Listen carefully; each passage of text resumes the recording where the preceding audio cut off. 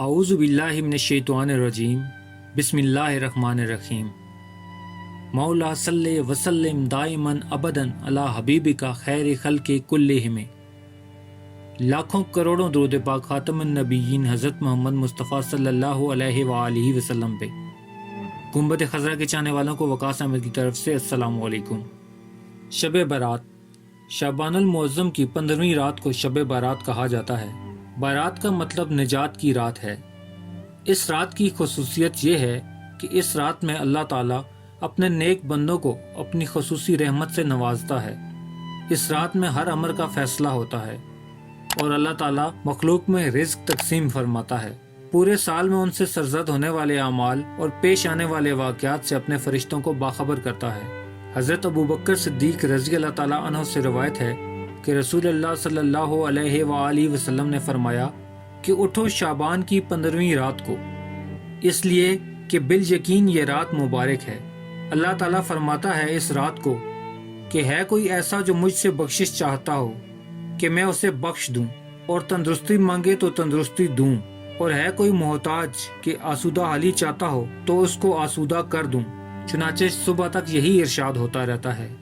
حضرت علی المرتضیٰ کرم اللہ وجہہ رضی اللہ تعالیٰ عنہ سے روایت ہے کہ رسول اللہ صلی اللہ علیہ وآلہ وسلم نے فرمایا کہ نصف شعبان کی رات میں اللہ تعالیٰ آسمان کی طرف نزول فرماتا ہے اور مشرک، دل میں کینہ رکھنے والے اور رشتہ داروں سے قطع تعلق کرنے والے اور بدکار عورت کے سوا تمام لوگوں کو بخش دیتا ہے۔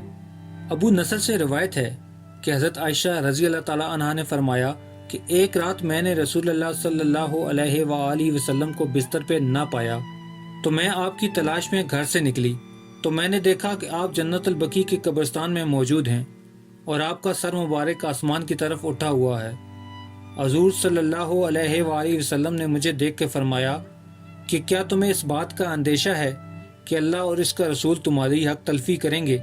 تو میں نے عرض کیا، یا رسول اللہ صلی اللہ علیہ وآلہ وسلم، میرا گمان یہ تھا کہ آپ کسی بی بی کے یہاں تشریف لے گئے ہیں۔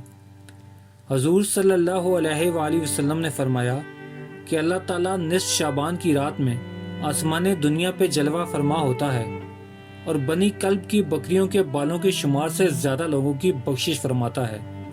شیخ ابو النصر روایت کرتے ہیں کہ حضرت عائشہ صدیقہ رضی اللہ تعالیٰ عنہ سے روایت ہے کہ رسول اللہ صلی اللہ علیہ وآلہ وسلم نے فرمایا، عائشہ یہ کون سی رات ہے؟ انہوں نے فرمایا، اللہ اور اس کے رسول ہی بخوبی جانتے ہیں۔ حضور صلی اللہ علیہ وآلہ وسلم نے فرمایا، یہ نصف شعبان المعظم کی رات ہے۔ اس رات میں دنیا کے اعمال، بندوں کے اعمال اوپر اٹھائے جاتے ہیں، یعنی اس کی پیشگی بارگاہ رب العزت میں ہوتی ہے۔ اللہ تعالیٰ اس رات بنی کلب کی بکریوں کے بالوں کی تعداد میں لوگوں کو دوزخ سے آزاد کرتا ہے۔ تو کیا تم آج کی رات مجھے عبادت کی آزادی دیتی ہو؟ میں نے عرض کیا، ضرور۔ پھر آپ نے نماز پڑھی اور قیام میں تخفیف کی، سورہ فاتحہ اور ایک چھوٹی سورت پڑھی۔ پھر آدھی رات تک آپ سجدے میں رہے، پھر کھڑے ہو کے دوسری رکعت پڑھی اور پہلی رکعت کی طرح اس میں قرات فرمائی اور پھر سجدے میں چلے گئے۔ یہ سجدہ فجر تک رہا۔ میں دیکھتی رہی۔ مجھے اندیشہ ہو گیا کہ اللہ تعالیٰ نے اپنے پیارے رسول کی روح مبارک قبض فرما لی ہے۔ پھر جب میرا انتظار طویل ہوا اور بہت دیر ہو گئی تو میں آپ کے قریب پہنچی اور میں نے حضور صلی اللہ علیہ وآلہ وسلم کے تلووں کو چھوا تو حضور صلی اللہ علیہ وآلہ وسلم نے حرکت فرمائی۔ میں نے خود سنا کہ حضور صلی اللہ علیہ وآلہ وسلم سجدے کی حالت میں یہ الفاظ ادا فرما رہے ہیں، اعوذ بعفوک من عقوبتک واعوذ برحمتک من نعمتک واعوذ برضائک من سخطک واعوذ بک منک جل ثناؤک لا احصی ثناء علیک انت کما اثنیت علی نفسک۔ ترجمہ: الہی میں تیرے عذاب سے تیرے عفو اور بخشش کی پناہ میں آتا ہوں، تیرے قہر سے تیری رضا کی پناہ میں آتا ہوں، تجھ ہی سے پناہ چاہتا ہوں، تیری ذات بزرگ و بدتر ہے، میں تیری شایان شان ثنا بیان نہیں کر سکتا، تو ہی اپنی ثنا کر سکتا ہے اور کوئی نہیں کر سکتا۔ صبح کو میں نے عرض کیا کہ آپ سجدے میں یہ کلمات ادا فرما رہے تھے، ویسے کلمات میں نے آپ کو کہتے کبھی نہیں سنا۔ حضور صلی اللہ علیہ وآلہ وسلم نے دریافت فرمایا کہ کیا تم نے یاد کر لیے ہیں؟ میں نے عرض کیا، جی ہاں۔ آپ صلی اللہ علیہ وآلہ وسلم نے فرمایا، خود بھی یاد کر لو اور دوسروں کو بھی سکھاؤ، کیونکہ جبرائیل علیہ السلام نے مجھے سجدے میں ان کلمات کو ادا کرنے کا حکم دیا تھا۔ اس بابرکت شب کے دامن میں اتنی رحمتیں اور برکتیں ہیں کہ گناہگاروں کو جہنم سے آزاد فرما دیا جاتا ہے۔ شب برات کی رات انتہائی عبادت، عاجزی اور انکساری کی رات ہے، جس میں ہمیں اللہ تعالیٰ سے بخشش مانگنے کا حکم نبی کریم صلی اللہ علیہ وآلہ وسلم نے خود سکھایا۔ حضور صلی اللہ علیہ وآلہ وسلم خود اس رات میں اللہ تعالیٰ کی بخشش مانگ رہے ہیں، تو ہم لوگ تو ہیں ہی خطا کار، بخشش کے طلبگار۔ جانے انجانے میں ہم سے کتنے گناہ سرزد ہو جاتے ہیں جنہیں ہم نوٹ بھی نہیں کرتے اور کبھی ان کی معافی بھی نہیں مانگتے۔ اللہ تعالیٰ فرماتا ہے کہ جب تم مجھ سے سچے دل سے معافی مانگو گے تو میں تمہیں بخش دوں گا، اور اللہ تعالیٰ کو اپنے ہر بندے کی توبہ پسند ہے، مگر وہ توبہ جو جوانی میں کی جائے وہ سب سے زیادہ افضل ہے۔ شب برات کی رات ہم سب کے لیے اللہ تعالیٰ کے ایک بہترین تحفہ ہے۔ خوش نصیب ہوتے ہیں وہ لوگ جن کو اللہ تعالیٰ اس رات میں عبادت کی سعادت نصیب فرمائے۔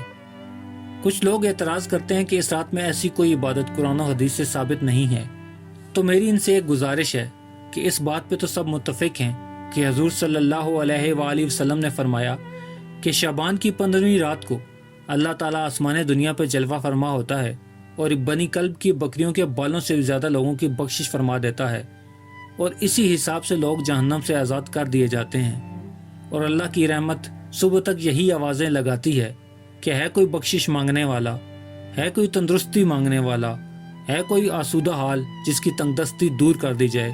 تو میرے عزیز دوستو، آپ کسی اور کی بات بے شک نہ مانیں، مگر میں یہ چاہتا ہوں کہ جب اللہ رب العزت یہ پکاریں خود لگا رہا ہو تو میں اور آپ عبادت میں مشغول ہوں۔ کیا پتہ اس کی نظر کرم ہم خطا کاروں پہ پڑ جائے اور ہماری دنیا اور آخرت دونوں سنور جائیں۔ میری آپ سے گزارش ہے کہ جتنا ہو سکے اس رات میں عبادت کیجیے، قیام کیجیے، رکوع کیجیے، سجود کیجیے اور اپنے گناہوں کی معافی مانگیے۔ اس رات میں اللہ تعالیٰ ملک الموت کے ذمے یہ کام لگاتا ہے کہ جن لوگوں کی روحیں اس سال میں قبض ہونی ہیں ان کے ناموں کی لسٹ تیار کر لی جائے۔ جن لوگوں کے ساتھ جو بھی معاملات پیش آنے ہوتے ہیں وہ اس لسٹ میں لکھ دیے جاتے ہیں۔ آج سے 100 سال بعد ہم سب اپنے رشتہ داروں اور دوستوں کے ساتھ زیر زمین ہوں گے، اور اجنبی لوگ ہمارے گھروں میں رہ رہے ہوں گے، اور ہماری جائیدادیں غیر لوگوں کی ملکیت ہوں گی۔ انہیں ہماری کچھ یاد بھی نہیں رہے گی۔ ابھی بھی ہم میں سے کون کون اپنے دادا کے باپ کا نام سوچے گا؟ ہم اپنی نسلوں کی یاد میں تاریخ کا حصہ بن جائیں گے، جبکہ لوگ ہمارے نام اور شکلیں تک بھول جائیں گے۔ 100 سال میں کئی اندھیرے اور ٹھہراؤ آئیں گے، تب ہمیں اندازہ ہوگا کہ دنیا کتنی معمولی تھی، اور سب کچھ اور ایک دوسرے سے زیادہ پا لینے کے خواب کتنے نادان اور خسارے کی سوچ کے حامل تھے۔ تب ہم سوچیں گے کہ کاش اس وقت ہم عبادت کی ویریفیکیشن اور تصدیق پہ نہ لگے ہوتے، ہم صرف اپنی مرضی کی عبادت کر لیتے، نوافل پڑھ لیتے، اللہ سے معافی مانگ لیتے، لیکن ہم صرف ایک دوسرے سے بات میں آگے نکلنے میں لگے ہوئے تھے کہ ہماری بات اوپر رہے، کہ یہ عبادتیں قرآن و حدیث سے ثابت نہیں۔ لیکن میرے عزیز اور محترم دوستو، ہم آپ کو صرف اللہ کی عبادت کرنے کا کہہ رہے ہیں، اللہ کی خوشنودی کے لیے نفل پڑھنے کا بتا رہے ہیں۔ آپ کو کہہ رہے ہیں کہ آپ اللہ سے اپنے گناہوں کی معافی مانگ لیں، اللہ کی ذات جو انعام بانٹ رہی ہے وہ آپ بھی لے لیں۔ لیکن جب ہم من و مٹی تلے دبے ہوں گے تو پھر ہم یہ چاہیں گے کہ کاش ہمیں پھر سے زندگی دی جائے اور ہم اپنی ساری زندگی نیکیاں سمیٹنے، عبادتیں کرنے، نوافل پڑھنے اور بخشش مانگنے میں گزار دیں۔ تو خوش قسمتی سے وہ موقع آج ہمارے پاس ہے، جب تک ہم باقی ہیں اور جب تک زندگی باقی ہے۔ حضرت حسن بصری رحمۃ اللہ علیہ نے فرمایا کہ مجھ سے سرور کائنات صلی اللہ علیہ وآلہ وسلم کے 30 صحابہ رضوان اللہ تعالی اجمعین نے بیان کیا کہ اس رات کو جو شخص یہ نماز پڑھتا ہے اللہ تعالیٰ اس کی طرف 70 بار دیکھتا ہے، اور ہر بار کے دیکھنے میں اس کی 70 حاجتیں پوری کر دی جاتی ہیں، جن میں سب سے ادنا حاجت اس کے گناہوں کی مغفرت ہے۔ نوافل شب برات، صلاۃ الخیر۔ شب برات میں جو نماز سلف سے منقول ہے اس میں 100 رکعتیں ہیں، 1000 مرتبہ سورہ اخلاص کے ساتھ، یعنی ہر رکعت میں 10 مرتبہ سورہ اخلاص پڑھی جائے۔ اس نماز کا نام صلاۃ الخیر ہے۔ اس کے پڑھنے سے برکتیں حاصل ہوتی ہیں۔ 8 رکعت نفل اس طرح پڑھیں کہ ہر رکعت میں سورہ فاتحہ کے بعد سورہ قدر 1 بار، سورہ اخلاص 25 مرتبہ پڑھی جائے۔ بعد از نماز مغرب 6 رکعتیں 2 رکعت کر کے پڑھیں۔ 2 رکعت نفل درازی العمر بالخیر ہونے کی نیت سے، اور 2 رکعت نفل بلائیں دور ہونے کی نیت سے، اور 2 رکعت نفل مخلوق کا محتاج نہ ہونے کی نیت سے پڑھیں، اور ہر 2 نفل کے بعد سورہ یاسین 1 مرتبہ، سورہ اخلاص 21 مرتبہ پڑھیں، اور اس کے بعد دعائے نصف الشعبان المعظم پڑھیں۔ پیارے دوستو، امید کرتا ہوں آپ کو میری یہ چھوٹی سی کاوش پسند آئی ہوگی، تو اسے لائک کر دیں اور اپنے دوستوں کے ساتھ ضرور شیئر کریں۔ ملتے ہیں ایک نئی ویڈیو کے ساتھ، تب تک کے لیے اپنا خیال رکھیے گا۔ اللہ رب العزت آپ کو آسانیاں دے اور آسانیاں بانٹنے کی توفیق بھی۔ اللہ حافظ۔